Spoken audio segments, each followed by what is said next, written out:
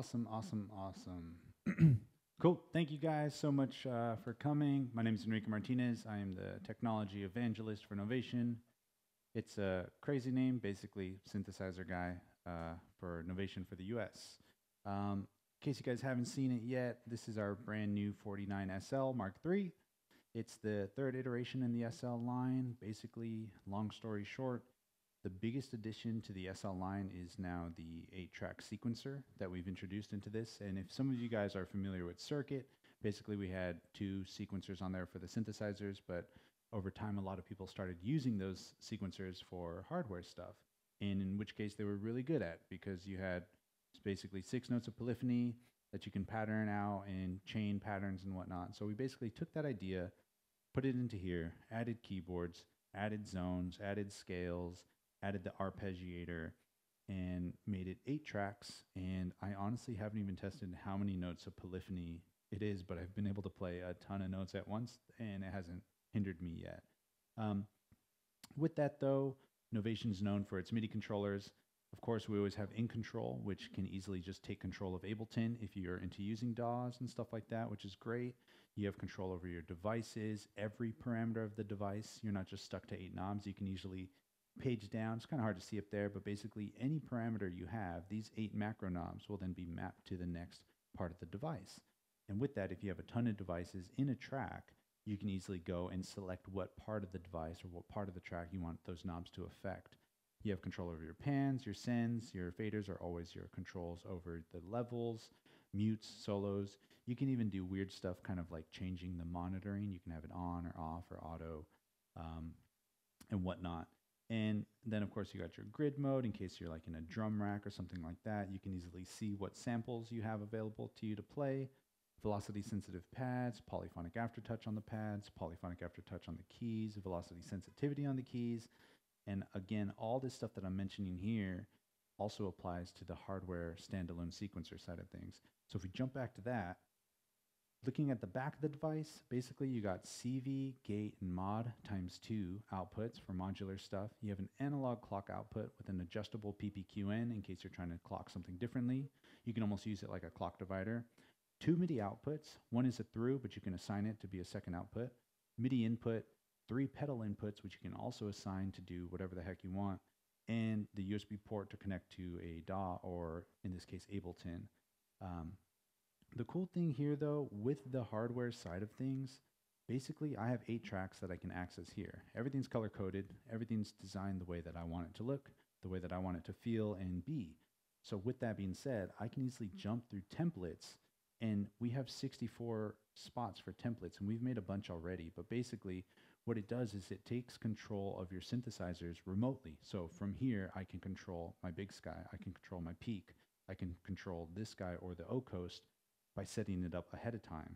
So for example, on peak, I have control over my filter frequency. Or I can use the 8 faders to be my attack, sustain, decay. So, or sharper. So the ability to kind of map these out and be whatever I want at any given moment is really, really powerful. So with that, what's CCable and what you can assign are the 8 faders. You have 16 buttons, 8 knobs, but you have 2 banks of them. So bank 1 and then bank 2. And then the grid, which is these 16 buttons, which can also be kind of whatever you want them to be. Currently, when I press these, it'll show me what CC I'm sending out on this 5th screen. And they're, again, velocity sensitivity or channel pressure, so I can have them be assigned to like a filter cutoff, almost like a performance type of mode or anything like that. Or I can just have it do something like a simple program change, like I'm on the next track, switch my synth up. But if you're into like building a full set and doing everything from one spot, sessions, which are all color-coded and you can kind of assign, basically these are the same idea as sessions on the circuit, where in a session, it holds all your patterns, your templates, your zones, your sequence data, all that stuff, and even your program changes. So when you go to change a session, it'll change everything moving forward if you want it to be, if you set it up that way. Or you can just have it be, you know, a new set of patterns. Speaking of patterns, if we go and look at the patterns, you have 8 tracks. Each track has 8 patterns. Each pattern is 16 steps or less. You can kind of assign it, and you can also chain the patterns together to be longer than 16 steps. So you can have up to an 8-bar pattern. And the cool thing is, focusing on, like, let's say this O coast, same as you would on circuit, I can say on the very first step, play that note, right? This step, let's play here, go there, and then press play, right? Oh, I got 2 patterns chained here. So we'll go here and just launch the first one that I was on. In pattern settings, we have control over our end position. So maybe we just want it, 3 steps. 5. You can do anything from 16 or less, which is really cool. You have different directions. We have forward, backward, ping pong, and random, which is also really cool. And also the sync rate. So if you want something to be, let's say, longer than 8 bars, you can just run it at half the tempo and you now got 16. Or if you want it to be twice as fast, just turn the knob. And these are all per pattern. So you can have one pattern at the very end be random, almost like a drum fill if you have a drum machine or something. But then the other 4 leading up to it just be normal forward, right? So you got pattern settings. You got different scales as well, scale modes. You have an arpeggiator. And one of my favorite features about this are zones. So if I hit shift and zones, the keyboards now change. We got blue over here, green in the middle, and then this pinkish red color over here on the right. What this is signifying is all the color correspondence of these here. So basically, this pink section is my DR202. The green section is my O coast. And then I have the blue section being peak. So the cool thing here is I have access to 3 pieces of hardware from one spot. I can easily play something here and jump over to my Big Sky channel and take control of my Big Sky, which my peak is running through. So change the mix.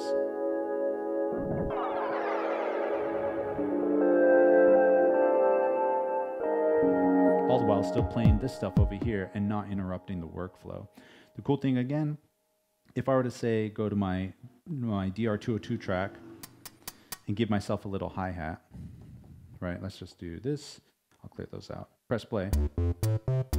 We still got that guy going. I can hit record and actually record into all of these guys' sequencer tracks from one spot, which is the zone. So if I wanted, I can say,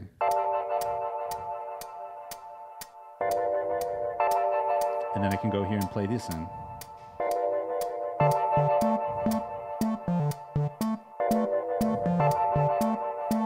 Easy, super simple. The cool thing here though, you can hear that we are higher up in the register.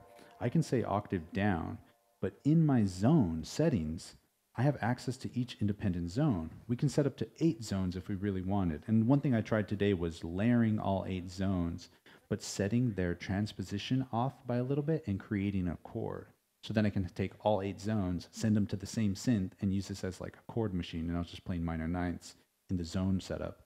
But you have control over what each zone does, all the way down to whether or not it's going to react or receive the pedal inputs, or like the mod wheel or the pitch bend.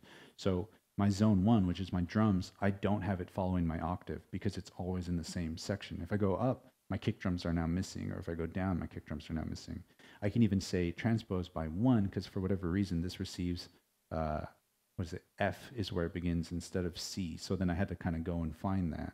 You can kind of fine tune this to be exactly what you need, and what you don't need, you can just kind of scar it away and just not even worry about it. So then zone 2, it's octave offset. I'll set it down by 0. And then zone 3, which is peak, I have that up by an octave. So again, if I'm here, I can go up an octave, but I still have access to my drums. This is now changed, but it's still 1 octave lower than peak. So again, just the way you can kind of set this up and do a bunch of weird settings, especially in like a live performance type of way, is really, really fun and super easy.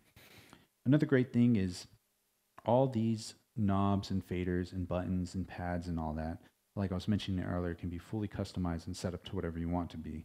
If you were to just plug this into basically components, which is our Novation website, which we use with circuit editor and all that stuff, we can set up what each fader does, what MIDI channel it's on, what CC message it sends, what value from here to there. If you want that in reverse, you want it to be a program change. Do you want it to be MPQRN? Do you want it to be sysx? Do you want it to be CC? And it's all independent per template. So I can go back. For example, this is mine. I haven't set it up just yet, but I'm always going to have these 8 faders be the 8 levels of my Octatrack. So I can have at all times just access to my Octatrack, even if I'm on my peak page, or if I'm on my Big Sky page, I can just pull the kick drum out because I use the Octatrack as my main mixer instead of an actual mixer. So the ability to just have that on-the-go access ready, instead of having to page down, page down, page down, I can just pull them here wherever I'm at, is awesome.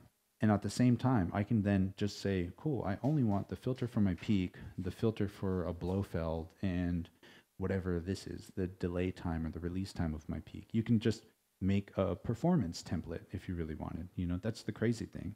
Looking at other features, for example, the Arpeggiator, if I turn that on and I turn zones off, we'll be on the O coast.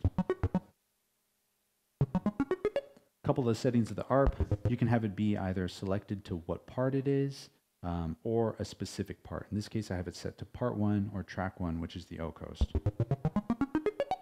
Cool thing here is you have control over the type of ARP. We have up, down 1, up, down 2, which is like doubles the last note. And then there's also random. How many octaves it'll play, we can just set it to 1. One of my favorite things though is the gate. Works really well, especially when you have the sustain set to full. It's basically how long that note is held until it hits the next one. Your sync rate, which is cool, you can do 8th triplets, 32nd triplets, 32nd, 16th, fourths, a bunch of things in between, how the velocity is registered, even the length of the ARP. So you're probably wondering, like, why is that even an option? It's because you can actually take notes out of the Arpeggiator. So turning the gate up,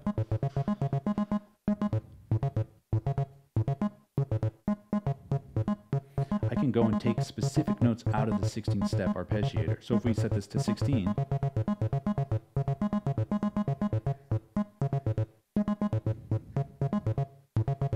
right? So this is now my ARP.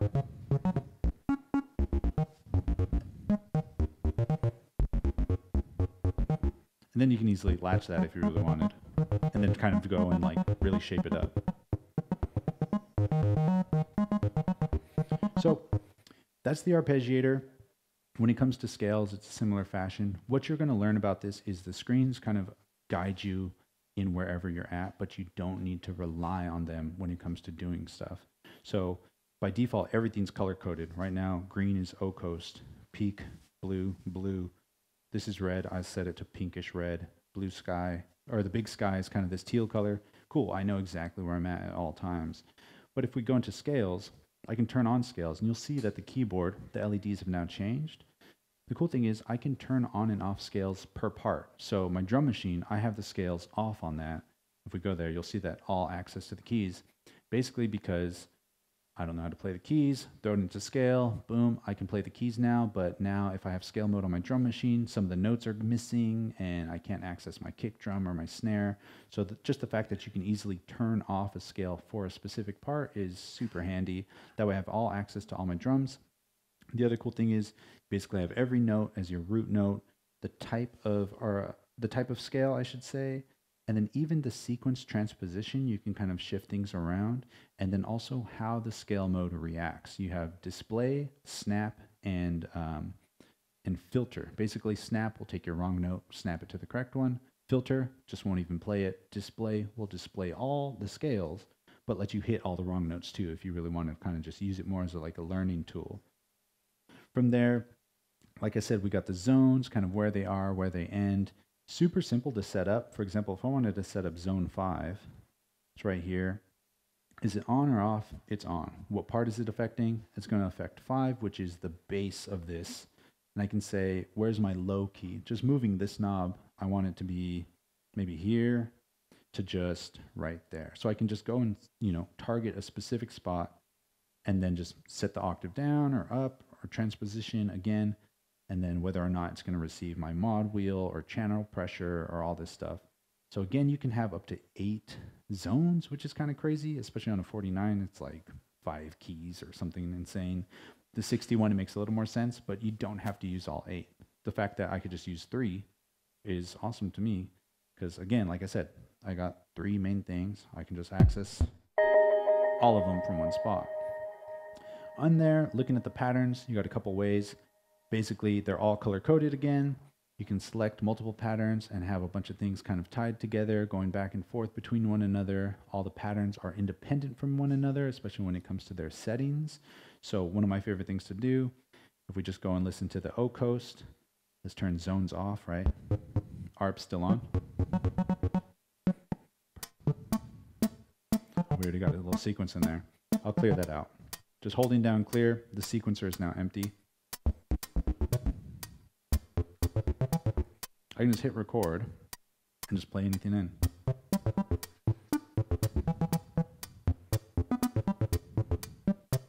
The cool thing here, I can turn on scale modes after the fact and it'll shift it into scale for me. So we got that pattern, right? I can easily go and then select a new pattern and let's just add something new in scale. And then just tie the two together. You press both patterns at once, it'll go from one into the next. Go back to our zones, maybe add a kick drum.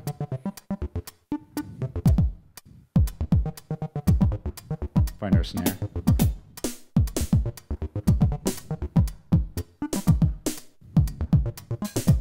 Maybe this little guy here.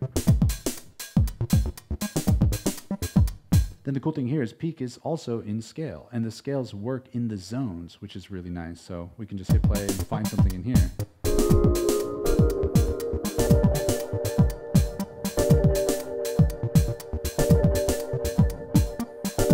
Go to peak and change the filter.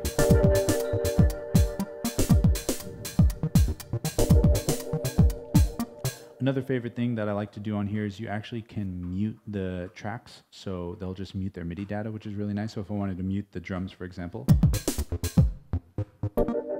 have everything else still going.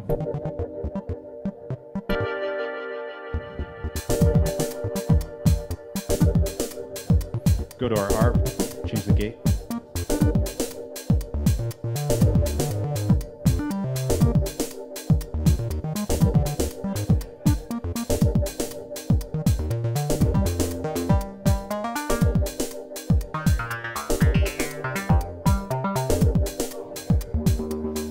Maybe now we can go to patterns, right? Peak, blue, go make a new note. Let's see what we got here. Maybe that one. I'll just throw that there, easy. And again, just tie those two together. Oh, you can hear that they're really close together, so we'll take that one out. Bam, boom, easy. Let's find another one. And throw it in here. Patterns, tie them two together.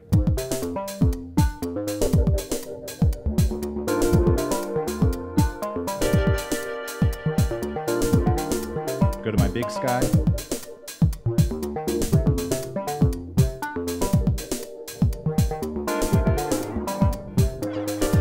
Mute the drums.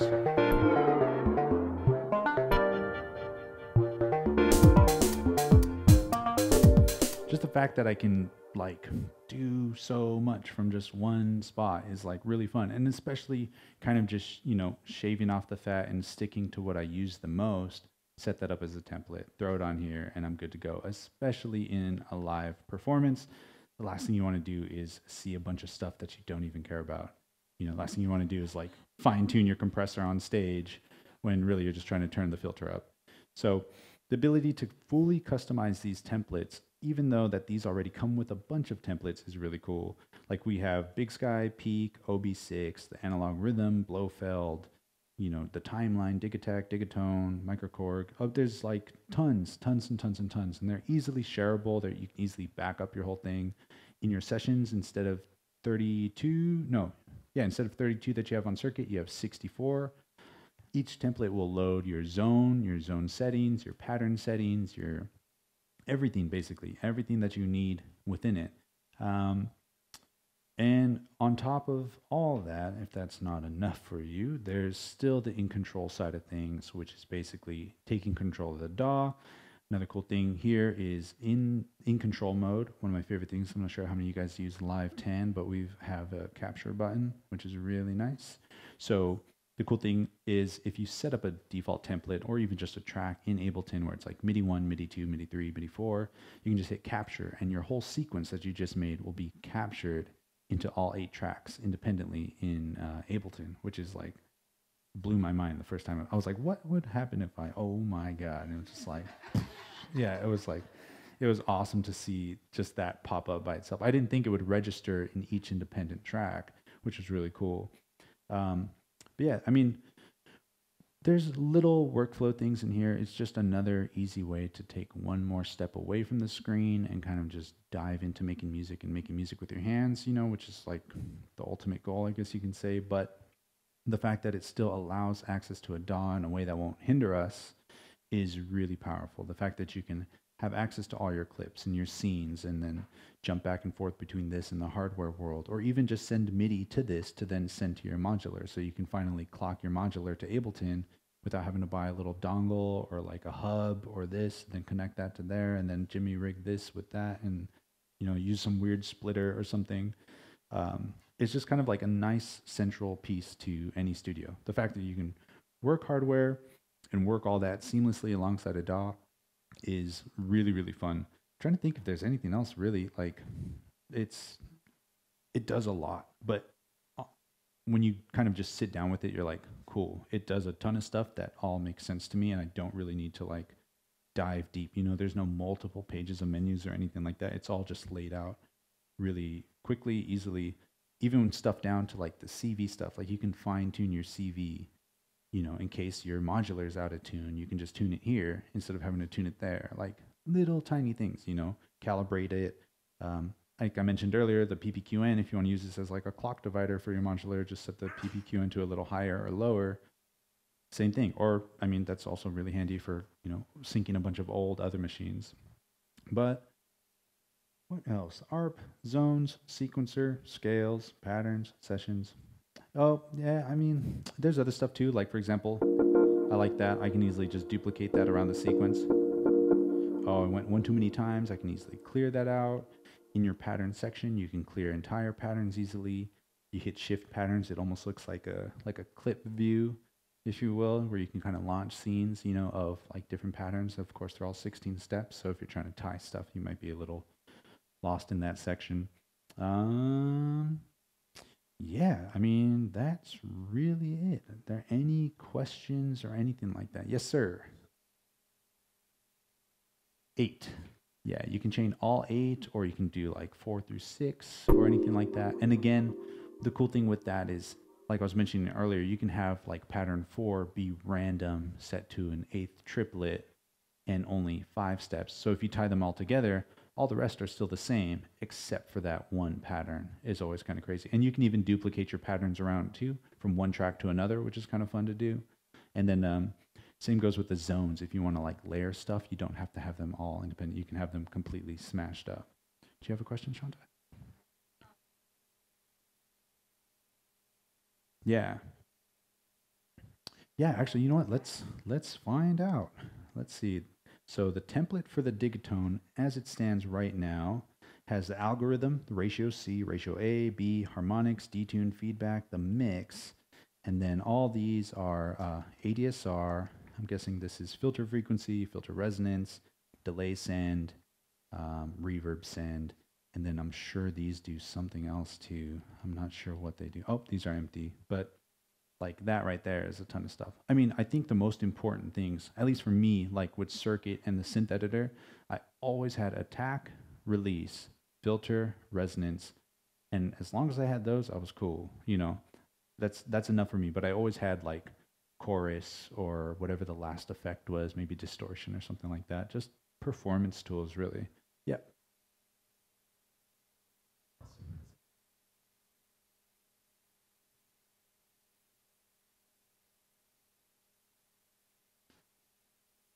Like have it receive clock?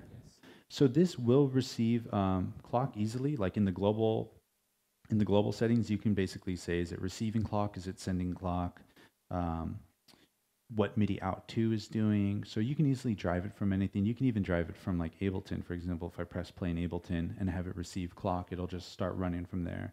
And then, yeah, the benefit of that is being able to have everything plugged up, you know, because you can have, with the two MIDI outputs, I'm sure you guys know, MIDI, you can control up to 16 channels. So with two of them, you can essentially have up to 32 synths.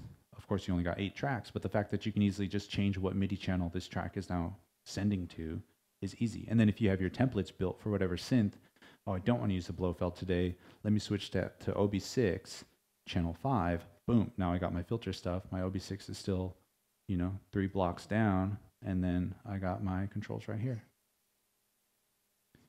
Anything else? Any questions online? Seen anything, Trevor?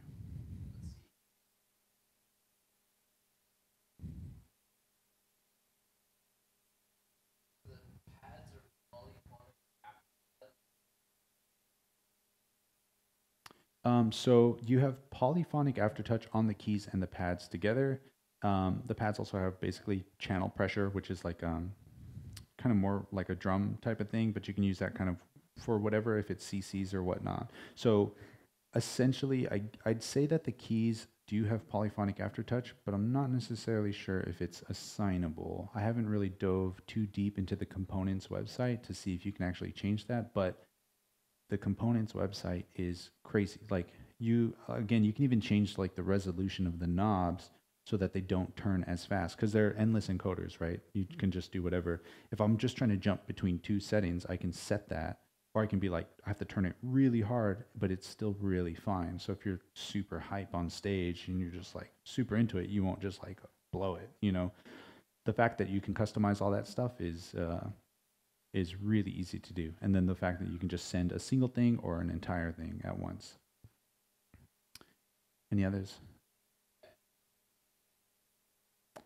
Not that I know of. I wish. Yeah, but as of right now, we have the 49 and the 61. There is no 25, at least not yet.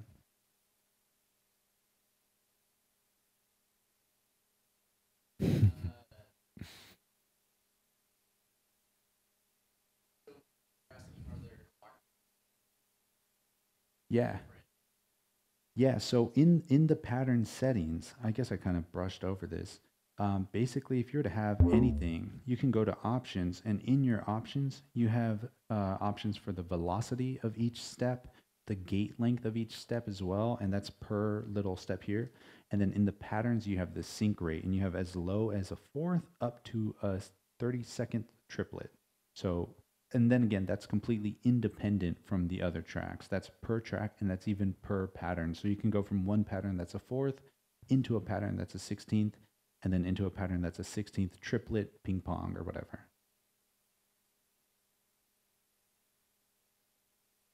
That's about it, yeah? Yeah.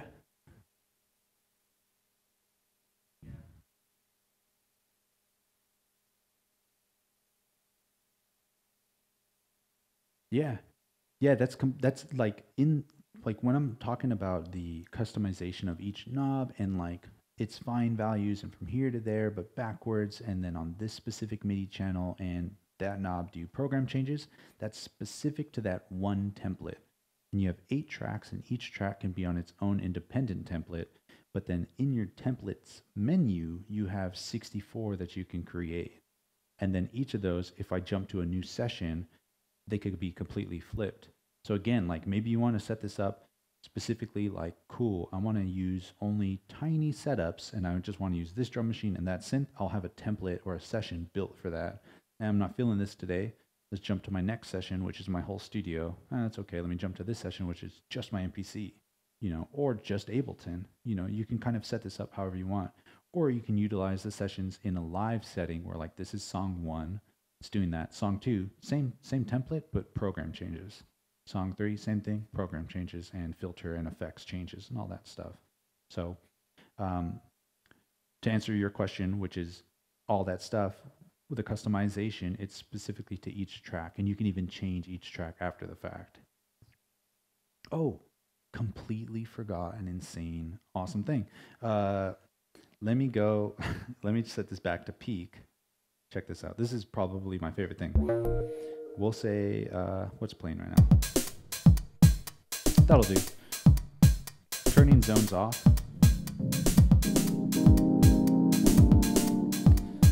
Let's see how many patterns I got. So I got two 16-step patterns with 2 bars. Press play, press record. I'll just play something in.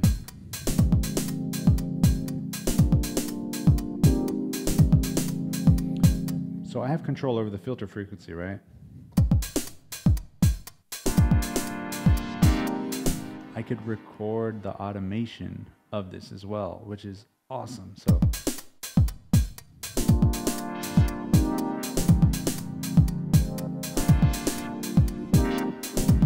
and you can see like right on the screen the fader moving. And then I can go to my big sky and do the same thing.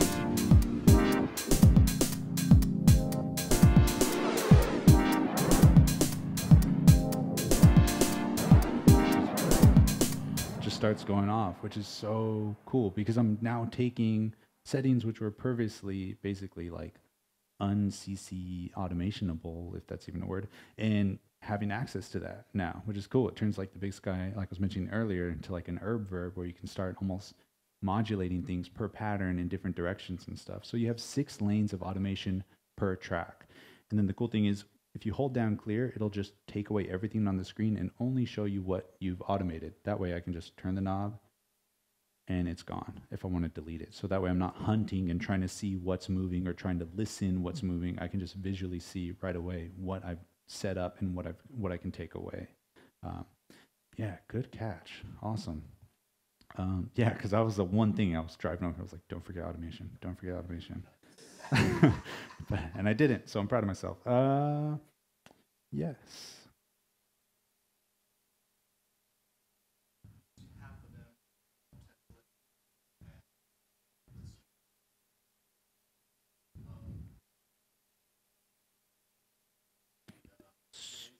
Yeah, it's super quick. So there's a couple ways. You can do it till the end of the beat, which is, I want to go ahead and save this session, right? And then I can just hit the next thing, which is awful because everything's messed up. So you can have it be until the end of the beat, or if you hold down shift, it'll be instant.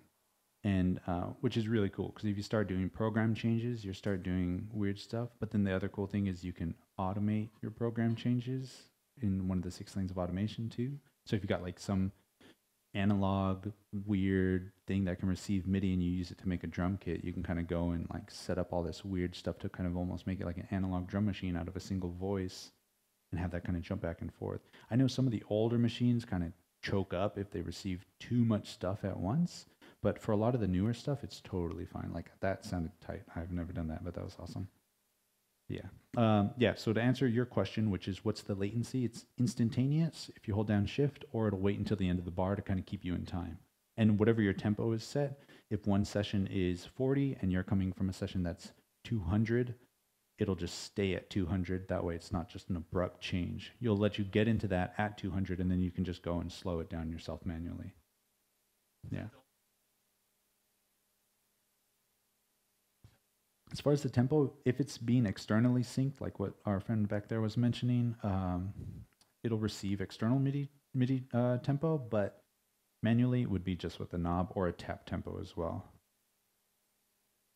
I think if you were using a DAW, that'd probably be your best bet. But on the device itself, it would be manually. There's also swing on here, which I forgot to mention.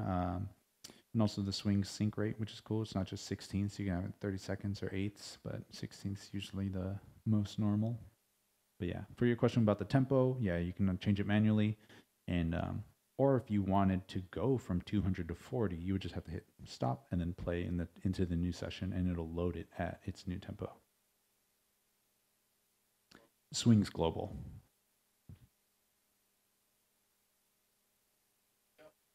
Yeah.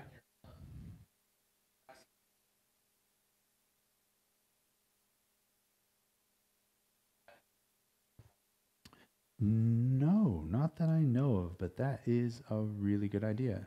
Yeah, that's a great question. If there is a polyphonic or monophonic mode of sequencing.